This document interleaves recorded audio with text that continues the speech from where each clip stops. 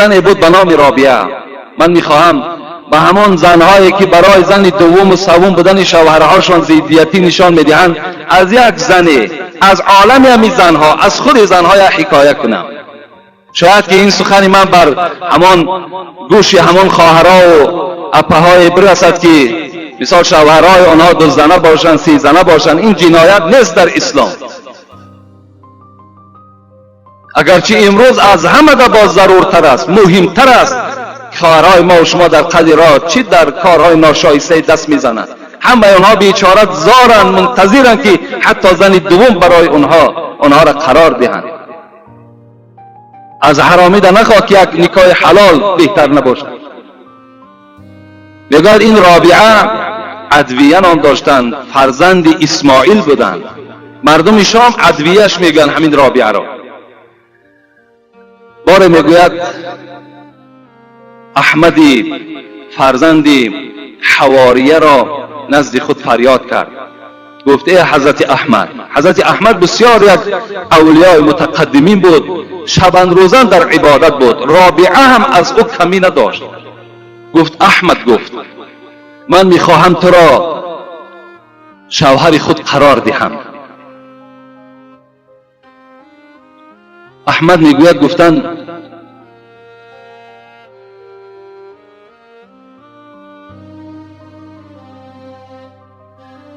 احمد گفتن رابعه گفتن من بسیار مشغول هستم، من شبان روزان عبادت دارم، من میترسم که وقتی که اگر زنی را در نکاح خود درآرم شاید که در عبادت من خلل پیدا شود، شاید که من دیگر عبادت ها پره انجام دادن نتوانم.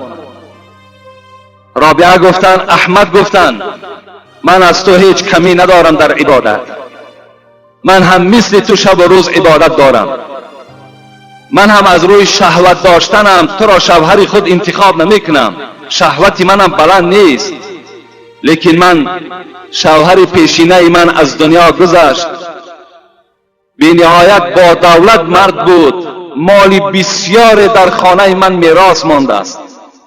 من میخواهم که این مال میراث شوهرم را ای احمد تو که دوست خدا هستی، تو که یکی از عابدان در راه خدا هستی، میخواهم به تو دهم و رفیقان تو که همه اولیاء الله هستند میخواهم به آنها دهم و با این راه به آنها شناس شوم و با برکات این رفیقان تو به خدا نزدیک شوم. رابعه ادویه این سخن گفتند. احمد میگوید بعد شنیدن این سخن رابعه در دلش مثل یک الاو افتید. در حال نزد استاد خود سلیمان دارانی آمدند و گفتند استاد گفتند این سخن رابعه هست و این پیشنهاد رابعه هست. استادش گفتند که این سخنی هست که بجز دوست از زبان دوستان خدا دیگر از هیچ زبان نمی براید، از این خاطر این رابعه را در نکاح خود درآور. احمد میگوید آمدم و رابعه را در نکاح خود درآوردم و آن مال و ملکی که داشت برای تمام رفیقان خود تقسیم کردم، برای دوستان خدا تقسیم کردم. و میگه روز از روزها رابعه چی گفت؟ احمد گفت تو مرد هستی. خداوند در قرآن برای مردها خبر داده است که هر مرد میتواند 2 زن 3 زن 4 زن در نکاح درآورد. از این خاطر من زنی مالدار هستم، میخواهم که از مال خودم تو را صاحب زن دوم گردانم، تو را صاحب زن سوم گردانم، تو را صاحب زن چهارم گردانم. و همچنان کرد. احمد را میگوید با دست خود زن داد. احمد میگوید من حیرت میماندم از رابعه. وقتی میگوید من از خانه رابعه بیرون میشدم و میخواستم که به خانه زن دوم روم یا سوم روم، این رابعه چکار میکرد؟ در حال میگوید لباسهای مرا خوشبو میکرد، سر و ریش مرا شانه میزد، بدنهای مرا پاکیزه میکرد و میگو که با این زیباگی، با این بوی خوش، با این قوت کاملا نزد زن خود رو تا که وی تحقیر نکند که زن اوله تو و تو اهمیت نمیدهد. با این گونه حالت ها ببین زنها روزها گذرانیدند.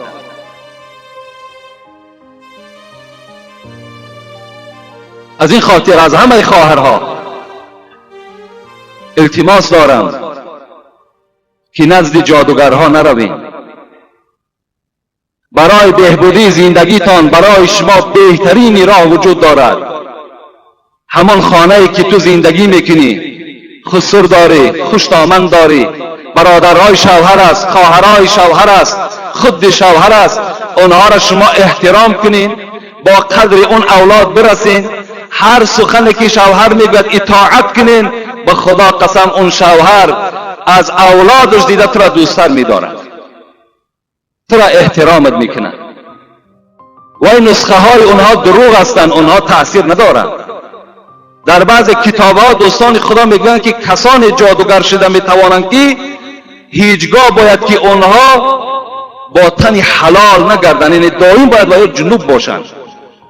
در آن صورت نسخه اونها تاثیر میکنه، زیرا اونها کافر هستند. از این خاطر از خواهرها خبر میدیم که یک بانگ خطر است. نسخه گیرید یک طرف در همون خانه تو را استفاده میبرد، چی شرمندگی میشود، حیاتی تو تلخ میشود. دیگر چی هست؟ دیگر دوامی حدیث پیغمبری خدا، پیغمبر گفتند دیگر شخصی که در لعنت خدا گرفتار است این والظان بالحلیلة جاری و دیگرش والمؤذی جاره حتی یلعنه. اینا هر دوش قریب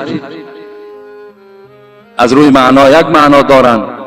یک تا این کسی هست که با زن همسایه زنا میکنه، یعنی یا از نبودن شوهری او استفاده میبرد یا دیگر حالت ها را استفاده میبرد با زن همسایه وقتی که زنا میکند. این هم از همون 7 طایفه هستند که در لعنت خدا گرفتار هستند. و دیگرش آزاردهنده همسایه، کسانی که همسایه را آزار میدهند اونها هم در لعنت خدا گرفتار هستند. پیغمبر خدا میگوید 3 بار این لفظ تکرار کردن، والله لا یؤمنون والله لا یؤمنون والله لا یؤمنون. قسم به خدا گفتند که ایمان ندارد، ایمان ندارد، ایمان ندارد. قیل من یا رسول الله، گفته شد از جانب صحابه های پیغمبر ای پیغمبر کی هست که ایمان ندارد؟ پیغمبر خدا گفتند الذی لا یأمن جاره بوائقه، کسی که همسایه دارد لکن از شر او از ضرر او ایمن نیست، این ایمان ندارد. گفتم پیغمبر یعنی یک همسایه داری که هیچ جا سفر کرده نمیتوانی از دست بدبختی همون همسایه را، چه از روی زبانش، چه از روی دستش، چه از روی افعال بدش، چه از نیتهای بدش. این ترسان است که شاید که با زن من، شاید با دختری من، شاید با فرزندهای من ضرر این همسایه برسد. اگر این گونه همسایه در پهلوی ما و شما باشد، پیغمبر گفتن قسم به خدا گفتن این همسایه ایمان ندارد. این بود این حدیثی که